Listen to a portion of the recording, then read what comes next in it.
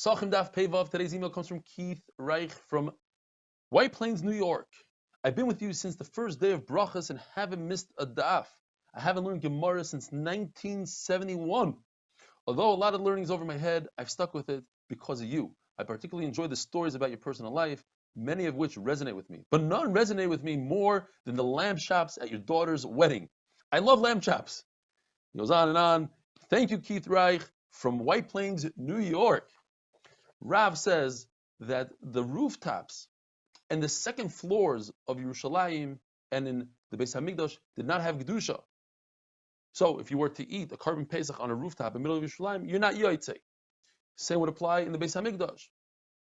The fact that Reb Chia said that there were so many people that participated in the carbon Pesach, and when they said Hallel on the rooftops, it was as if the rooftops were going to explode. He didn't mean that they ate the carbon Pesach on the rooftops. What he meant to say is they ate the carbon Pesach down below, and later on they went up onto the rooftop to say Hallel. The famous saying, "E maftirim achar Pesach afikaiman," you don't eat after you eat afikaiman, but Rav learns it. Afikaiman means apik manayu. Don't take out your kalim. In other words, don't move to another place. If you're in one group, don't go to another group. The concern is that you're going to eat another afikaiman, another carbon Pesach. The reference is that you could go to another place, you go to the rooftop, once you're finished eating, that's not a problem. We see that in the Beis Hamikdash, the second floor, each floor was 40 amas in the second Beis Hamikdash in the Heichal, above the Kodesh HaKadoshim, there's another floor. Nobody ever went there, only for maintenance purposes, once every 7 years, twice every 7 years. One man Omer says, once every 50 years, so you see it's more chomer. And that is because HaKadosh Baruch Hu himself made the blueprint of the Beis Hamikdash, and he designed it, so therefore it has Kedusha. Now, there were chambers that were open to the Azara. Some of them were open to Har HaBayis, which is called Chayil in this case, compared to the Beis Hamikdash, and some of them were open to the Beis Hamikdash. So, if it was open to the Har HaBayis, then the room is considered Chayil. The fact that it says that the rooftop is Chayil is referring to the roof that is equal with the Azara. In the Seif of the Brayso it says that if it's built in Har HaBayis, but it's open to the Kodesh, again we're talking about that the roof is equal with the Azar. In other words, the room is an underground room, but underground tunnels, both Rabbi Yochanan and Rabbi Yehuda say that they don't have Kedusha. However, that's because they were open to Har HaBayis. But if you have an underground tunnel that's open into the Beis Hamikdash, into the Azara, then it does have Kedusha. It says later on in the Brayso that the roof of the Heichal had Kedusha, then it says doesn't have Kedusha. So the Gemara explains it doesn't really have Kedusha, but it has Kedusha for the two measuring sticks, the two amos. There was a wall that they had a depiction of Shushan Habira, talking about Purim. It was as Hakar Satoiv to the Persian government that allowed Klal Yisrael to build the Beis Hamikdash, and over there they had two measuring sticks, and each one was slightly larger than the other, but they were larger either by a half a finger breadth or a full finger breadth of a typical 6 tfachim measurement. And the reason is because the people that would do work for the Beis Hamikdash, they didn't want them to be over HaMe'ilah and short the Beis Hamikdash. That would be a big problem. So they made it that they had to return whatever product they were making slightly larger, and like this, they wouldn't be Me'ilah.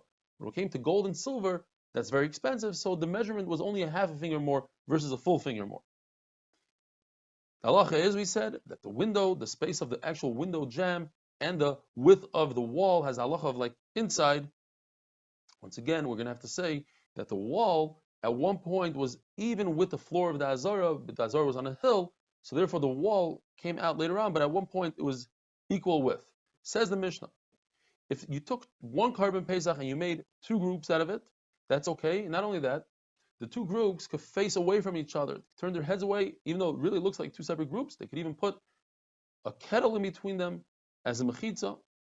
If there's a waiter, he has to choose which group he's a part of. So he'll be from group A, let's say. So when he goes to serve group B, he must shut his mouth and turn his face away from group B so that he shouldn't eat by mistake some of the carbon together with the second group.